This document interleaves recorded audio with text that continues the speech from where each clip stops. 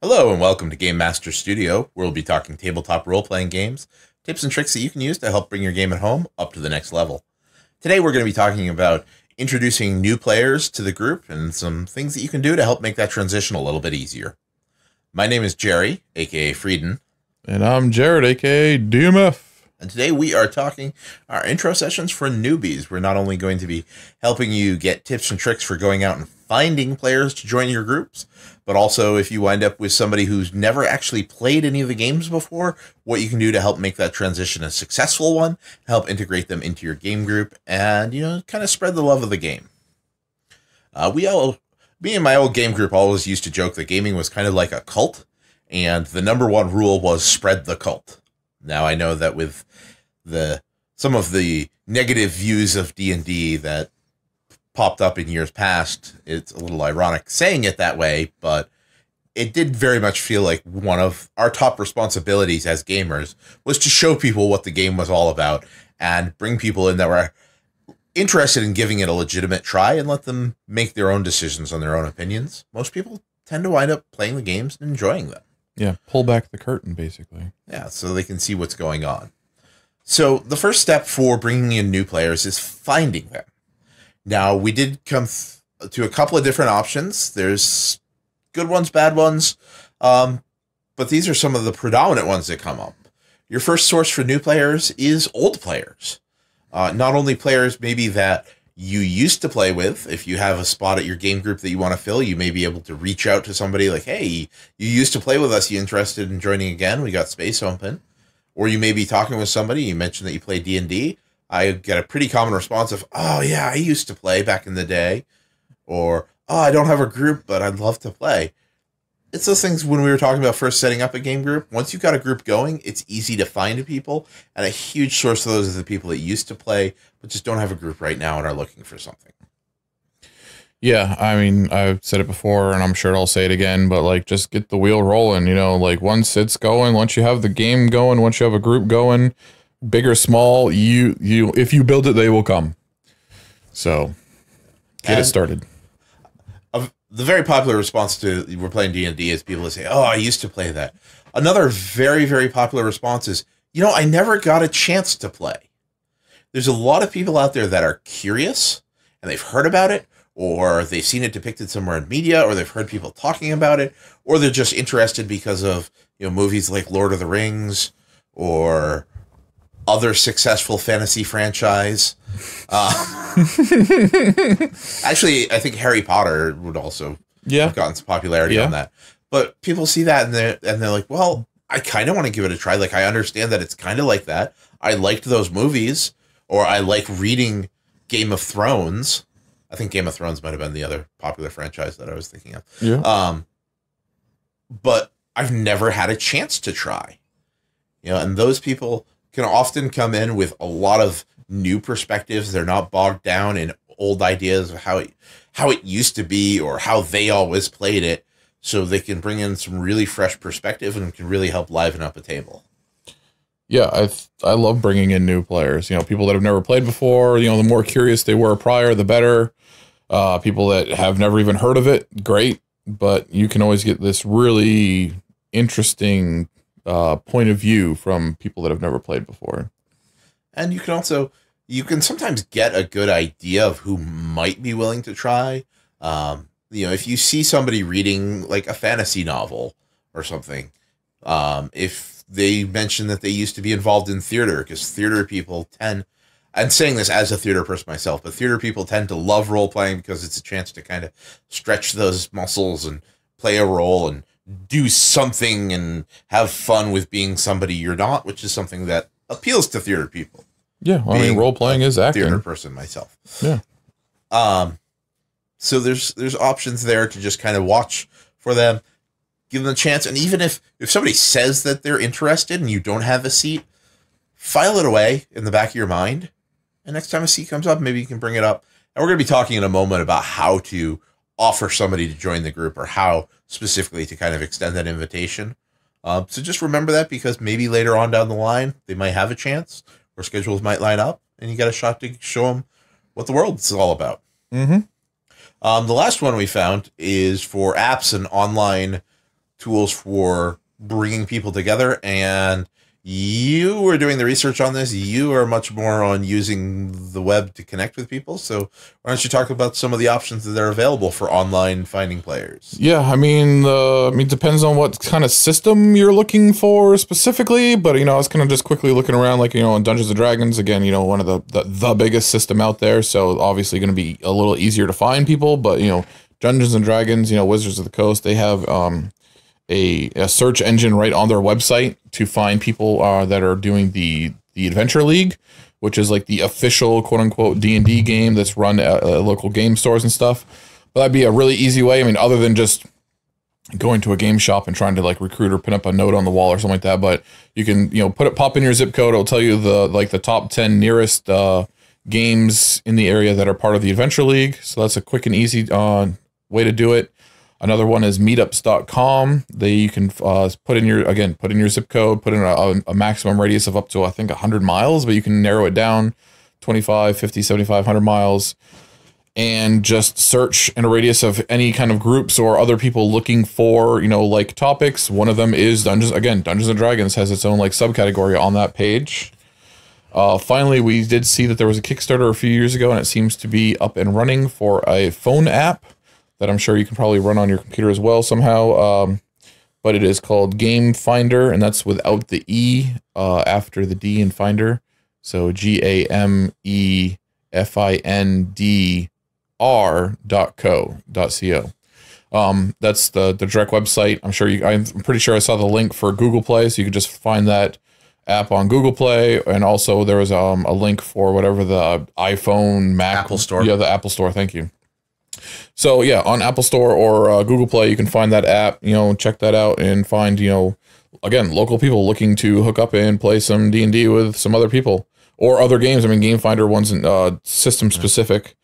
Again, also some other ones, especially if you're into doing VTT or virtual tabletop, you can go to roll20.net and find people that want to play, and are looking for groups or running groups and looking for players.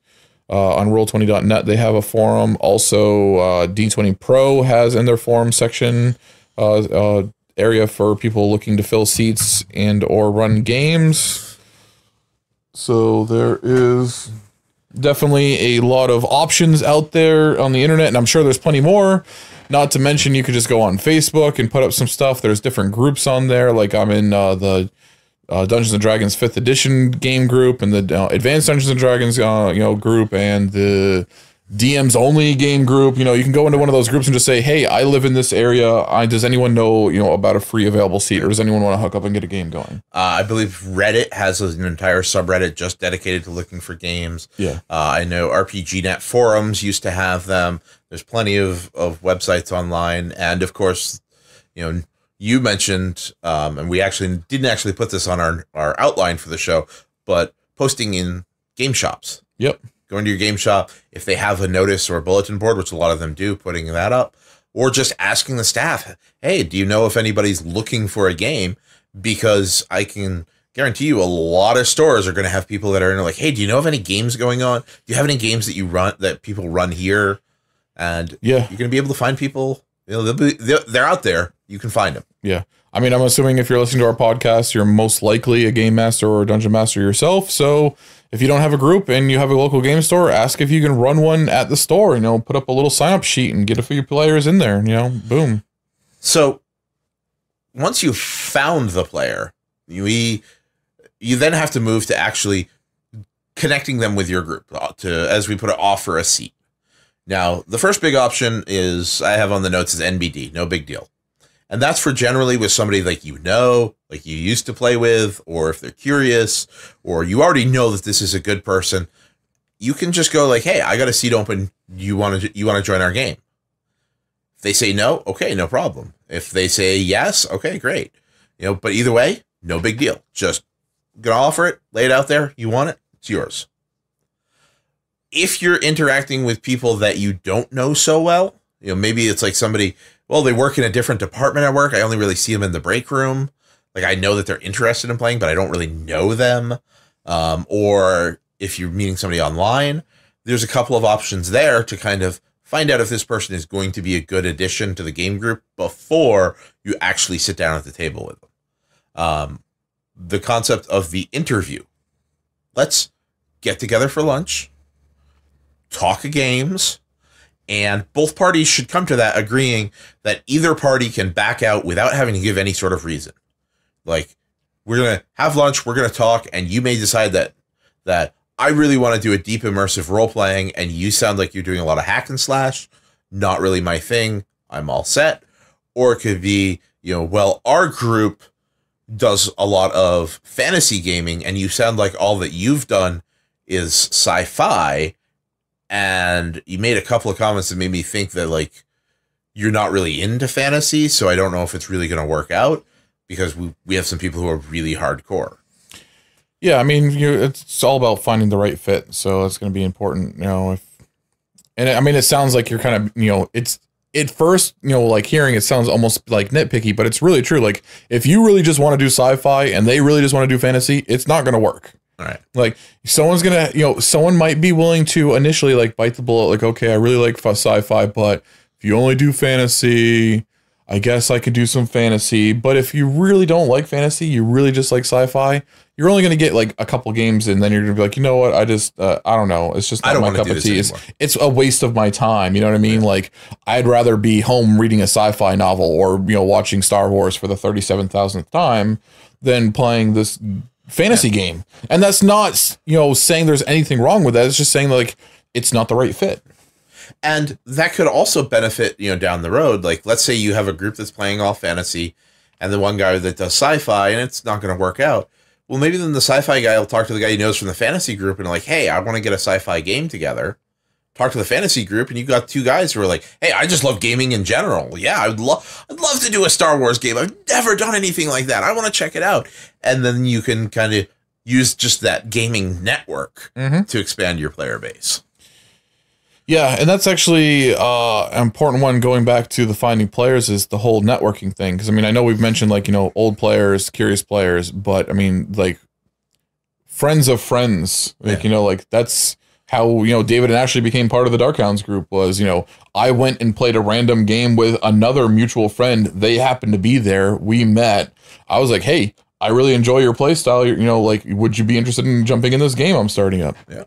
And I know an entire group of like 5 or 6 gamers, of which I've only played a game with one of them, but I know that the rest of the game is going on, which I actually know of because I work with one of the people that I've never gamed with, who was like, oh yeah, I have a weekly D&D, or Pathfinder in this case. I have a weekly Pathfinder game that's going on. Here's the people that are playing.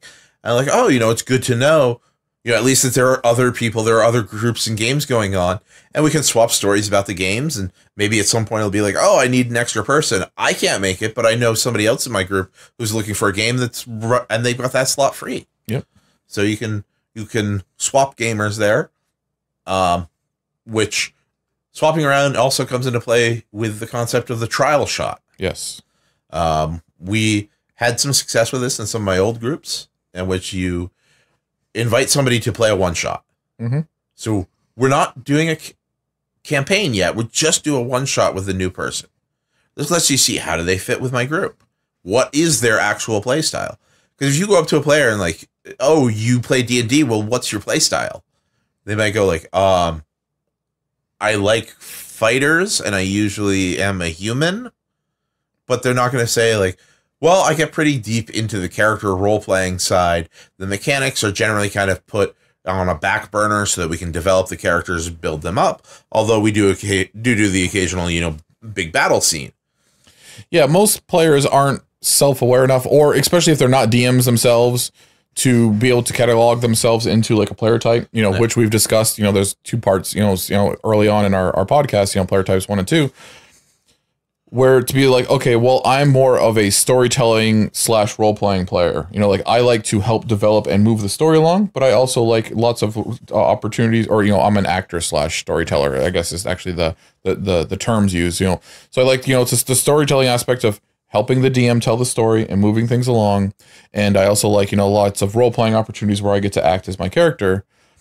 or, you know, or whatever the case may be, most players, like you said, are going to be like, well, I prefer this. I like to play that, you know, yeah, you know, and some people will be so completely oblivious to what they actually do compared to what they think they do. Like, well, I'm really big into role playing, you know, I really like, role playing a lot. And then you get to the table and they're all mechanics and hack and slash. And minimaxing, optimizing. Yeah. Yeah. Like they think one thing because there's been a couple times where they did a few seconds of role playing and they're, you know, or they're thinking of role playing in a different dynamic than you are. You know, like some people might be thinking like role playing to the level of like where they're damn near LARPing at the table. You know what I mean? Right. And other people might be thinking of role playing as like, well, I like to narrate character twice a session. Yeah. Or I narrate what my character's doing, like, you know, again, from like a third person narrative kind of, you know, so like, well, I'm going to have, you know, Osric go in here and then Osric's going to do this and then Osric, always talking in third person. But since they're describing what they're doing on a play-by-play, some people might, you know, think of that. I know I've met, you know, and played with someone that was like, oh yeah, well, I'm role playing. I'm like, no, you're giving me play-by-plays. You're being very specific about what you're doing, but you're not really role playing because you're not talking as your character. You're just giving me a play-by-play of what they're doing. Or you see a player who's like, oh yeah, I'm into role playing because they give a 2-3 page backstory, but none of it ever comes into play in the game. Right. Yeah. Yeah. None of it actually means anything. Or they could say, you know, well, I'm really into, you know, I really, I'm a combat person, you know, I'm really into, you know, I'll be honest, I'm a kind of a hack and slash player. But then you find out that they actually do a fair share of role playing. Like they misrepresented themselves in my opinion, in a more positive light. You know, like, oh, I'm really into hack and slash. If someone told me they're like, oh, I'm more of a hack and slash, I'd be like, I mean, that's not really our play style.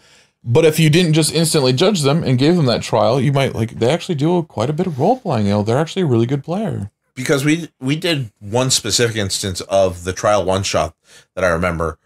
It was our first time meeting the person, and we came in. We did a one shot, which gave the players that were there for it. It was just a couple of us, a chance to try something new and mess around a bit. And when we first met this guy, we were a little apprehensive. We're like I don't know how he's going to work out, but it was like we're going to play the game and give it a shot. And we got into that, and like some of the comments he made, like we're just busting out laughing, and he's complimenting what we're doing. Like he's working as part of the team. He's really fitting in. You know, we're playing off of each other to develop the character and in game. And it was just like, if I just sat down and talked with this guy, I'm not sure I would have invited him, but we played that game where like, we need him in the group. Yeah. So I love the idea of the trial game. I definitely think that's one of those things, like, depending on what kind of situations arise in the future, I'd like to use it. Like, I like the idea of the, like, doing the interview and the trial, like looking at it from, like, a hiring an employee kind of aspect. Like, let me do the interview.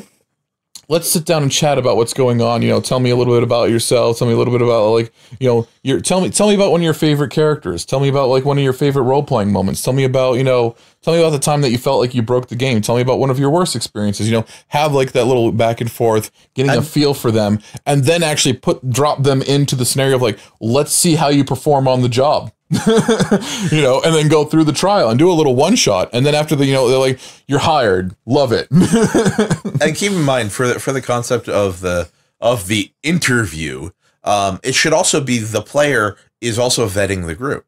Yes. Oh, absolutely. Yeah. Like what type of games do you like to run? How large is your group? How often do you meet? How long do you play for? Mm-hmm. You know, there's a lot of stuff just to prevent some of that regret if they may be joining the wrong group. Yeah, absolutely. Yeah. Because I mean, they don't have to just fit well in your opinion, but they have to want to be there and feel like, you know, and enjoy the group as well. So I mean, it's definitely a double, you know, a two-edged thing, which again, I think, you know, being someone that does interviews and does hire people, you know, I feel that not everyone realizes it, but like as part of the actual interview process for hiring for a job, like it does go that way, like, you know, or it should go kind of that way. Like, I know that I personally tend to like, well, just so you know, these are some of the things that are going on here. Like, I want you to know what you're getting into, also what you can expect.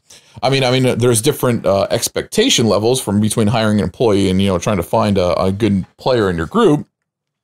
Good player in your group, you want to make sure that they're going to enjoy themselves and have fun. You know, you're hiring an employee, you want to kind of let them know some of the expectations that will be on them to perform their duties, and, you know, what kind of what kind of bar they're going to be held to. But it's still, it's a back and forth. Like both sides need to kind of have, be able to feel each other out a little bit there. So once you've found your player, you figured out that they're going to be a good fit and bring them in. With an experienced player, it's usually not much of an issue. It's kind of a plug and play thing. They'll get in. We want to take the rest of the time to kind of talk about bringing in new players. This is somebody who has not played, has not done any role playing, not just like not experienced with the system. I mean, like which die is which. Yeah. Just because there are some special considerations. And again, we're going to be talking about this a lot in the frame of reference of Dungeons and Dragons 5th edition, because it is so popular. It has so many people. And also because it's the game we play. Like right now, all of our games are 5th edition Dungeons and Dragons. Yeah. We may be picking up some others in the future, and we definitely are probably going to do one-shots here and there of different systems. Mm-hmm. But D&D 5e is the game of the moment. Yeah. As it were. So before the game starts, it's really useful with a new player who's never played to help them build their character outside of the pressures of a game session. Yeah. This isn't, hey, show up early and we'll make your character. It's, we're playing on Saturday. Why don't you come over Tuesday night? Mm-hmm. We'll get your character built up. Yeah, absolutely. So that way there's no pressure on them to like, everybody's waiting on you and you still have to pick what your background is. It's not to say that they can't come over early that day, but if it's going to be one of those, like, come over early that day, it's going to be like, okay, well, the game starts at 5.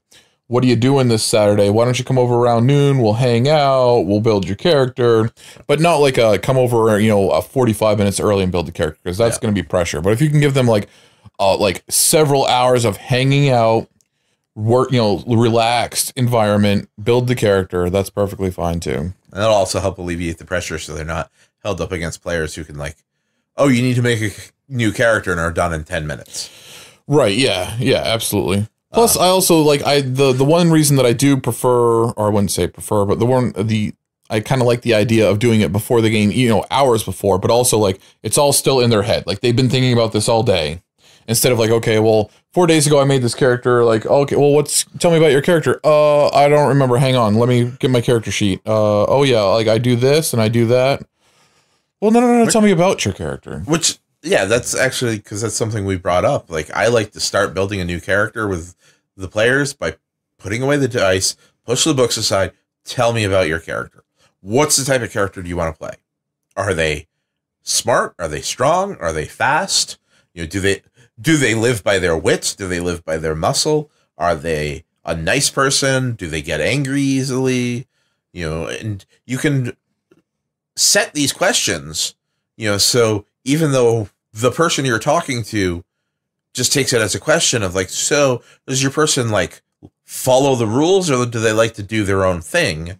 That you're asking, okay, are we looking more towards the lawful or chaotic spectrum? And the new player doesn't realize that they're actually answering questions about what could be mechanics later on. They're just, okay, this is kind of what I want to do. This is what the character wants to be like. Yeah. Yeah, I think that's a great way to go about it. Narrowing it down, for D&D, like magic. Magic's really powerful, but it's extra stuff you'd have to learn. Are you interested in like doing magic? Like, I want to be primarily doing magic. I want to not have to worry about magic. I want magic to have some magic, but not really be a main focus. Yeah, and I have such mixed, feelings about like new players playing like magic users, magic users. No, like half casters fine, but like full casters, and that I would never, if that's what they want to play, then by God play it. You know what I mean? Like I want them to play what they're going to enjoy playing. Someone might walk in and like, I want to be Gandalf. Yeah, and that has happened. That will happen. It's going to happen. But like especially in Dungeons and Dragons, even though 5th edition is much more streamlined than previous editions, like it's an extra piece of work. There's extra bookkeeping involved. There's extra things that you need to know. I mean, some of the spellcasters are a little bit easier than others. Wizards are definitely the more bookkeepy one for obvious reasons because they're kind of bookkeepers. But there's so much more for them to know and have to remember at all times, and I just feel like it's extra pressure on them. And while some players that's gonna be perfectly fine, and they're the kind of person that can handle that, I've dealt with a lot of players that like they're, I wouldn't say struggling, but like they're doing their best to try to keep a foothold on the generic rules, and like even like a champion fighter, which is in my opinion one of the easiest classes that there is, because like, oh well, my crit improved, well great, that's my ability. They're just trying to keep a handle on that because they're also learning the system, not just their class. So you start adding in all the extra bookkeeping for, full casters, and it's just an extra step. I mean, I say that as kind of like, and with an asterisk, because again, like if that's what they want to play, by Jesus, let them play that. But if you can kind of be like, well, be aware you're jumping into the deep end. Yeah, I just want you to know that, I mean, this is going to be one of the more, like if I had to assign difficulties of classes, this is going to be one of the advanced classes. We have easy classes, we have medium classes, and we have advanced classes. This is the advanced class. So I wanted to let you know that what you're jumping into. And then again, it could be really cool to have someone who's like, gets up to like Wizard 3 and like, I just can't handle this. All right, you can multi-class to fighter. Your guy wanted to be a wizard, couldn't do it. Yep, just not quite cut out for the job. So he keeps like, he's got a little bit of magic because he used to do that, but now he's learned how to fight. Yeah, and definitely a great role-playing, aspect, some nice story and fluff there.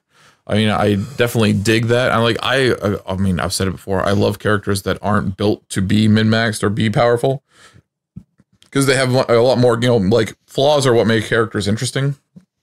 So being a Wizard 3 and then like, multi-classing over to like Barbarian, like, you wouldn't normally see that, but that's awesome. Yeah. So yeah, there's so many opportunities. It's just one of those, like, I have to say that every time we talk about bringing in new players, I always like, oh, full casters, or I'm hesitant because I've had some bad experiences. And also, like, if they're not sure, there are some options where, like, well, magic will come in later. Like, you could play a fighter and then later become an Eldritch Knight. Yeah. And say, like, okay, I like the fighter stuff, but I want to give magic a shot. Yeah, absolutely. Yeah, and that's actually a really good class, because again, fighter is kind of the class that I would atypically kind of go to for a new player anyway. Like if they were like, you pick one for me, I absolutely do not know what to play, and I want you to pick me something, I would still want to push them towards picking something themselves. Yeah. But I would, if I were to force, my hand were forced, I would say fighter. Just play as streamlined a class as possible. But then, yeah, they have a few levels to learn, to go through tutorial mode, basically. Yeah. And then they can start maybe learning some spells if they want to go Eldritch Knight. If I had somebody who said that they did, like, oh no, you pick something for me, I would break it down into, okay, X or Y. Do you want this or this? Okay. And then it's like, okay, do you want someone who's, strong or, or fast? Like, yeah. Okay, I'm going to take fast. Okay, do you want somebody who's going to be like melee or ranged? So they're not big choices to pick, but then it's like, okay, you want someone who's fast, range. Okay, try a ranger. You want someone who's strong, powerful, tough. Then here, try the barbarian. So you're still choosing. The choices are being presented in a way that player can understand. Yeah, absolutely. Again, like I think fighter is the most streamlined of all the classes. Like barbarian's obviously very simple, but there are some rage mechanics to deal with. Rogue is very simple, but there's some sneak attacks to take into account. Fighter is fighter all the time. You know what I mean? Fighter doesn't have special, like, well, sometimes I rage, and when I rage, I can do this, but then there are these consequences. In Rogue, I have to make sure that this, or this is in play in order for this to work. Fighter is just the fighter. You know what I mean? Like, I hit things with something, and they die. So they're a relatively new player playing a barbarian, and at one point, we're like, okay, at the start of every round, you should ask yourself, 1, am I raging? If the answer is no, your next question should be, should I be raging? And if the answer is still no, then you might want to be considering a different class. Yeah, and again, I know I'm a little mini tangent, but like with the rogue sneak attack thing, in previous editions, you literally had to sneak attack. In 5th edition, you're not actually, it's called sneak attack, but really it's more of like and they obviously couldn't use this term because it's for something else, but it's more of an opportunity attack. Like as long as you have, as long as your enemy has another enemy in melee with them, you can sneak attack them. Right. if you have advantage for any reason, you can sneak attack them. And just you don't have to be hidden, pop out of the shadows, stab them in the back, and then turn around and hide in the shadows again. But because it's called sneak attack, and in previous editions it was very much to the letter sneak attack, some people still think you need to have surprise on them or have been hiding. We just played a game recently where it was like, well, can I sneak attack them? Well, I mean, yeah, you could. I mean, I guess you could be, well, hide for me. And then like, yeah, I guess you can like, no, there's not really an opportunity to sneak attack right now. But next round you can sneak attack all you want because people will be in melee. You know what I mean? So, yeah. And with the new players, they'll quickly, you know, realize that, oh, here are the situations where I get sneak attack and I get to roll a lot more dice. Yeah. So I feel like I'm doing more, which means I want to try to make those opportunities happen. Yeah. I've had a rogue in one of my games who almost never hid because he was a melee build. And what he would do is, okay, the fighters charge in and I go in with them and I'm picking off the ones that they're fighting. And I'll work with one of the fighters and kill the one he's fighting and then move over here with the other fighter and kill the one he's wounded and just kind of very efficiently move from enemy to enemy, working that out. And a new player can pick up on those patterns and see that, okay, this is a good way to do this. And that will give them confidence moving forward because they've figured out a way to do it. Right. Yeah.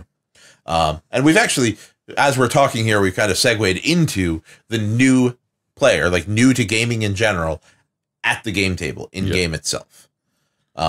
You should help them out to find those patterns, you know, reward them when they're successful. So they start realizing that this is what they need to do to be successful. We definitely think it's important to do the buddy system. Yes. Yep.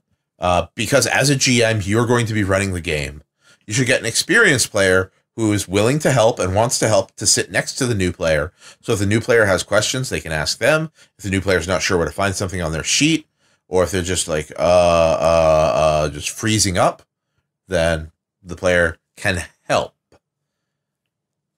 You do want to be careful that you also make clear to the new player that they're supposed to be helping the person play their character, not playing the character for the new player. Yeah.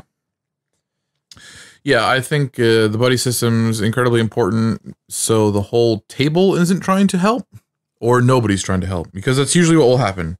Nobody's trying to help except the DM, and even then, depending. I mean, I'm assuming that you're the DM, so I don't want to say like sometimes the DM won't help either, because it sounds like I'm pointing fingers, but.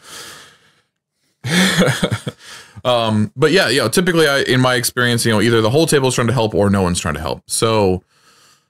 And more often than not, it's the whole table, which is just going to add to the chaos and confusion. Like, and that's actually the worst case scenario. I'd rather that almost no one at the table is trying to help. So then at least then I, as the DM, can say, okay, this is what you do. Yep. That's fine. If the whole table is trying to help, you're overwhelming that person. Like, it's not to say that anyone's saying anything wrong. It's just that everyone's trying to say something. And typically they're all trying to say either the same thing, so they're all just talking over each other, or they're trying to say different aspects or different pieces of information at the same time, which is just confusing to everyone at the table. So if you have the buddy system, like, look, everybody, Jerry's the person that's helping Ashley, and that's it. Nobody else is helping Ashley. Ashley and Jerry are now their buddy. So if Ashley has a question, they ask Jerry. If Jerry doesn't know, then Jerry will ask me. The whole table does not need to answer. And that's not to say that I don't appreciate that you all want to help, but that's just so that we can get through the day without everyone talking over each other and it becoming a madhouse. Also a very useful role for anybody who's working as an assistant GM for you. Yes. Which we've talked about in other episodes. You can use them to help. Yep. Yeah, that would be my instant go-to. If I have someone that's the assistant, quote unquote, basically in the assistant DM role, that would be part of their set duties would be assisting players with any and all questions, so if there's a new player, then they would automatically be buddied up with them. If there's already a lot on their plate for the assistant DM for whatever reasons, like maybe you're utilizing your assistant DM more than I do, maybe you have them running monsters and stuff like that too, then I would partner them up with somebody else. Yeah. So that way there's not too much on that person's plate. You want to make sure and spread the love. But yeah, I think that's it's just chaos otherwise. I also think the buddy, you should also have an understanding with them that they're going to assist the player in terms of like, okay, you're attacking. Okay, you need to roll the d20. They roll, okay, what did you get? Now you need to add your proficiency bonus, which is here, and your strength bonus, which is here. So, and then you get the total, and the new player provides that to the DM. Yeah. So really, the buddy is there to help them with the information they don't know, but anything they're capable of doing on their own, like telling the DM what the final answer is, they need to do on their own. Which links into the STFU option we have on the notes. Yes. It's also important for people who are helping new players to know when to shut up. Yeah. Don't talk for them. Don't tell them what to do. Do not tell them what to do.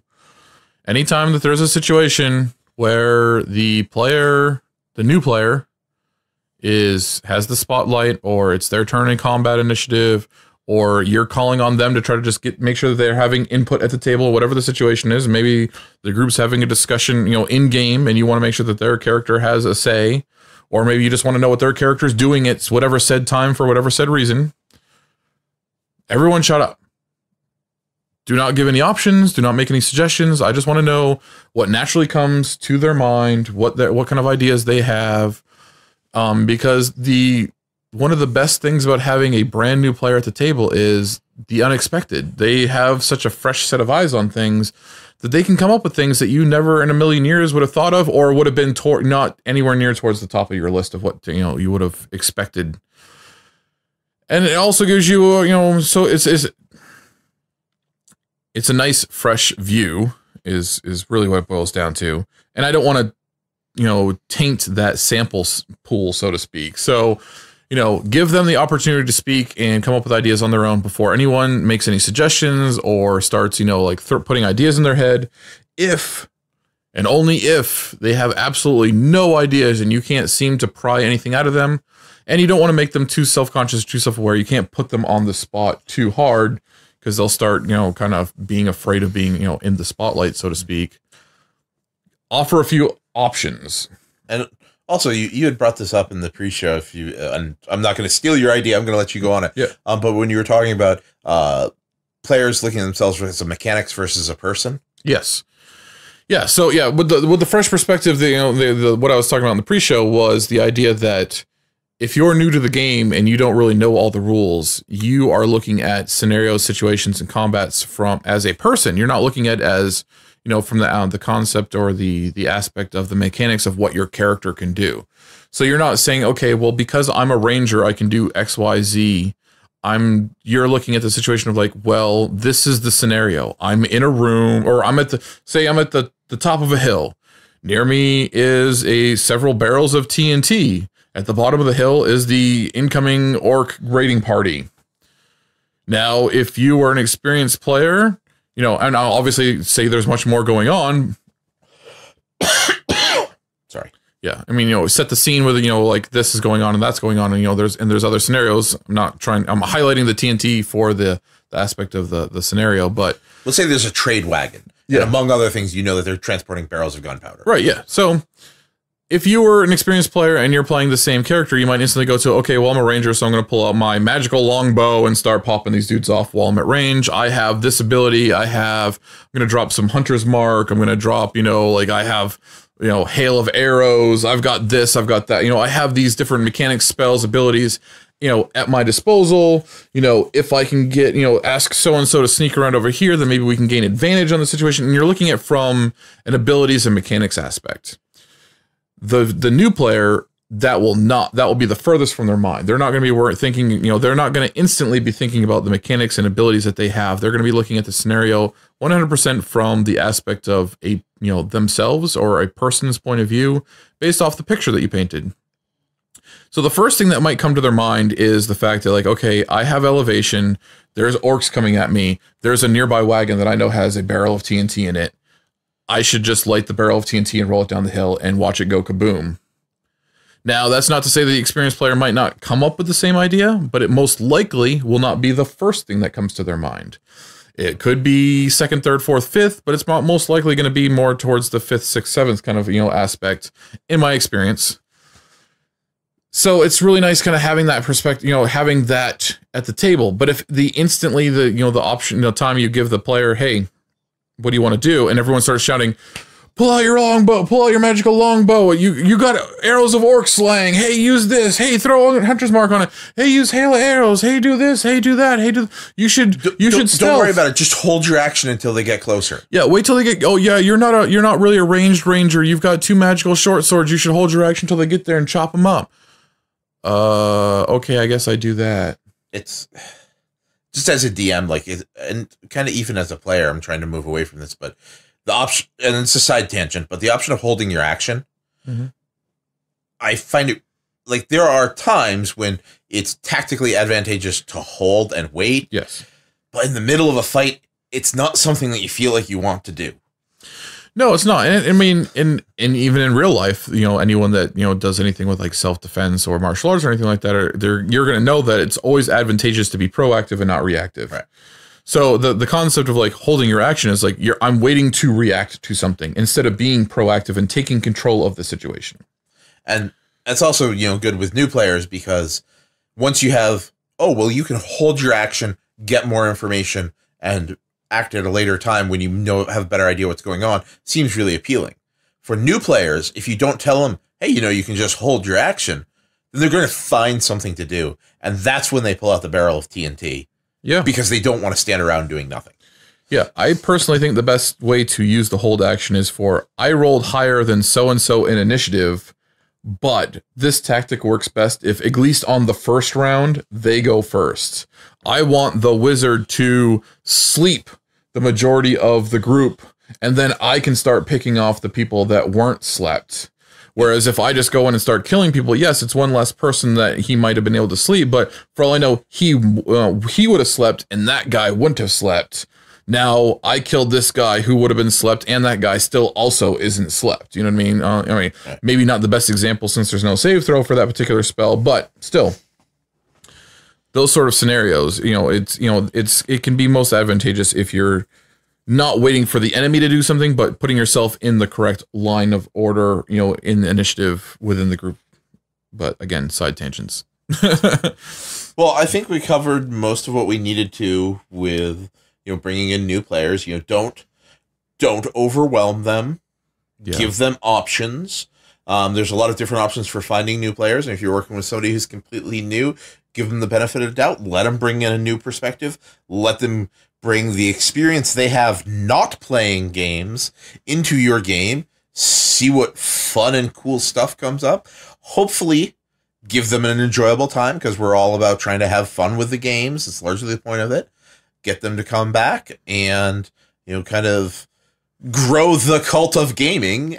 And, maybe start setting up the seeds for having additional game groups in your area, maybe new games you can join or you can swap players with and network, and just make the whole community more engaging and fun and exciting for everybody.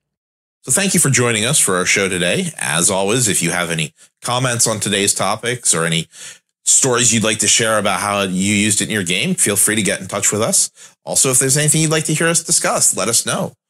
You can support us on Patreon, patreon.com/GameMasters Studio. Subscribe for exclusive access to early content and also a few other special surprises and tricks we've been putting up there. You can get in touch with us on Twitter. We are GMS Studios. Available on Facebook for you to like, comment, and subscribe. And we have new episodes coming out every week with more information on running your game. We're posting them on Podbean at GameMasterStudio.podbean.com, through iTunes, and available now on YouTube as well. Speaking of YouTube, check out our Darkhounds 360 VR campaign. Watch us play through, use the tips that you see here, and occasionally miss an opportunity. Thank you for joining us. Thank you for your support. We'll see you the next time that we get back into the studio.